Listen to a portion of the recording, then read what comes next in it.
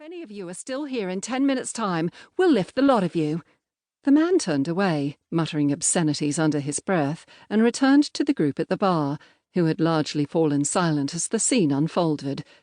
He jerked his thumb towards the door, and the group slowly followed him out. She waited until the tall, thin man bringing up the rear had left, and then turned to the person who had joined her. "Where the hell's Andrea Ford?" she hissed. "She should have been here 15 minutes ago." Detective Constable Jimmy Melson shrugged. "I know. She phoned in a short while ago to say she couldn't make it. I knew that meant you'd be here on your own, so I moved as quick as I could. Sorry I wasn't here earlier." "It's not your fault, Jimmy. I'm glad you came. But what's going on in Ford's head? Why did she phone you instead of me? And why were that lot of thugs here? It was meant to be a low-key meet-up with this informer of hers. So why did it go so badly wrong? I don't even know what he looks like, so I can't tell whether he was here or not. One thing, though, if he witnessed that little scene, he'll have scarpered by now." She sighed. "Tell the bar staff we'll be back in a few minutes, will you? We'll take a quick look around the area to check that this lot aren't raising mayhem somewhere else. Then we'd better head back to the office." The group of men seemed to have split up.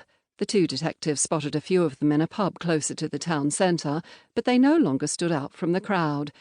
Instead, they were quietly sipping around a table studying the sports pages of some of the tabloid newspapers on display in the bar. The leading trio were nowhere to be seen, so Lydia and Jimmy returned to the scene of the confrontation. The duty manager was keen to talk. "No idea who that lot were," he said, running his hand through his mousy hair. "I know we're not exactly an upmarket kind of place, but it's not often we get a crowd as bolshy as them. They were arguing about everything. I could see trouble brewing, so it was a relief when you turned up and got them to go. We had a few regulars leaving because they felt threatened." "So you've no idea who they were or why they were here?" Lydia asked. He shook his head. "They were looking for trouble, I can tell you that."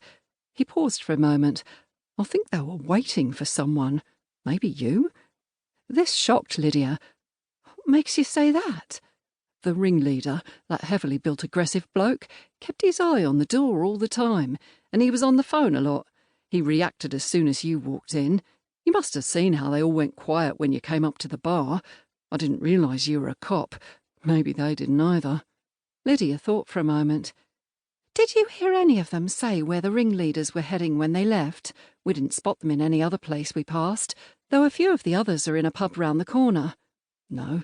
I called a couple of the other pub managers nearby. We have an unofficial agreement about tracking troublemakers, but no one else has reported any problems.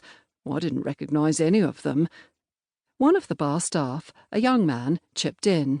"A couple of them were talking about casual work on the ferries. I didn't hear any details, though. Don't know if that helps." Lydia handed her card to the manager. "If anything else does occur to you, please get in touch." "Could they be from one of our ferry ports?" Jimmy said on their way to the door. "That might mean Poole or Weymouth. Weymouth's only 10 minutes away." "The Weymouth link is a possibility.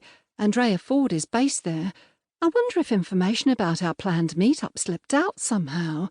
One thing's for sure, after what we've just heard, it's clear those thugs were looking for trouble, and that worries me. And why the hell wasn't she here, with or without her informer?"